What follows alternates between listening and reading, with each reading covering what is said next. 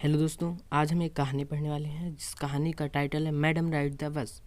Madam ride the bus एक बहुत ही अच्छी कहानी है, तो स्टार्ट करते हैं। बल्लियामाई नामक एक लड़की, जिसे संक्षेप में बल्ली नाम से पुकारा जाता था, उसकी आयु 8 वर्ष की थी और वह चीज़ों के बारे में जानने की तीव्र उत्सुक थी। उसका पसंदीदा मनोरंजन अपने घर के दरवाजे में खड़े होकर बाहर गली में होने वाले घटनाओं को देखना था। उसकी गली में उसकी आयु के बच्चे साथ खेलने के लिए नहीं थे और इसलिए यह सब कुछ करना पड़ता था। क्योंकि उसके गली में कुछ बच्चे नहीं थे, जिसलिए वह अपने दरवाजे पर खड़ी रहती थी।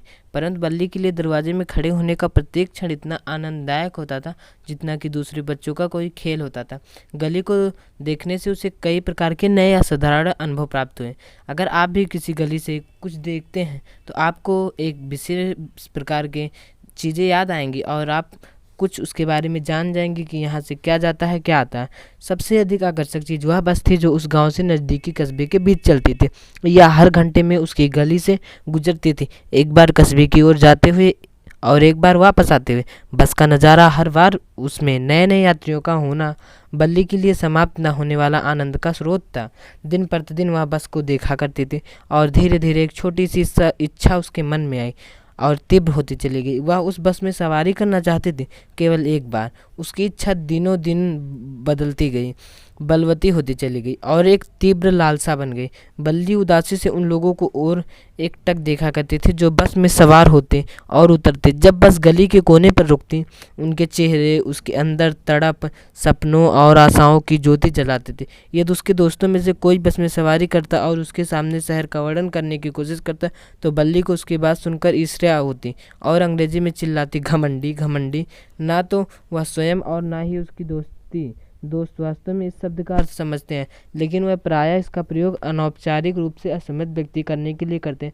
अगर आप भी किसी चीज़ की चाहने को इच्छा व्यक्त करते हैं और वह आपको नहीं मिलता तो आपको भी दुख होगा। आप भी दूसरा कोई अगर आपको उसके बारे में प्रशंसा करेंगे तो आप भी बोलेंगे कि तुम बहुत घमंडी हो।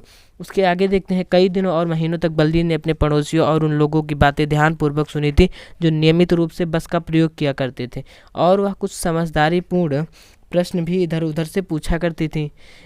इस प्रकार अपने बस की यात्रा के बारे में अनेक छोटी छोटी जानकारियां प्राप्त कर ली। कस्बा उसके गांव से 6 मील दूर था।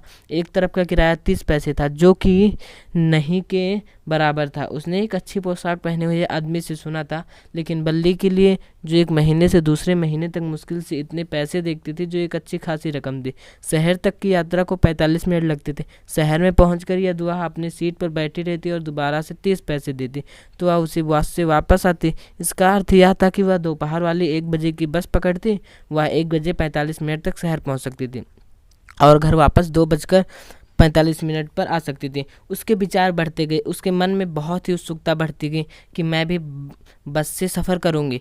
क्या बल्ली सफ़र कर पाती हैं कि बल्ली का सपना अधूरा ही रह जाता है? जानने के लिए लाइक करें, कमेंट करें और चैनल को सब्सक्राइब करके हमसे जुड़े रहें।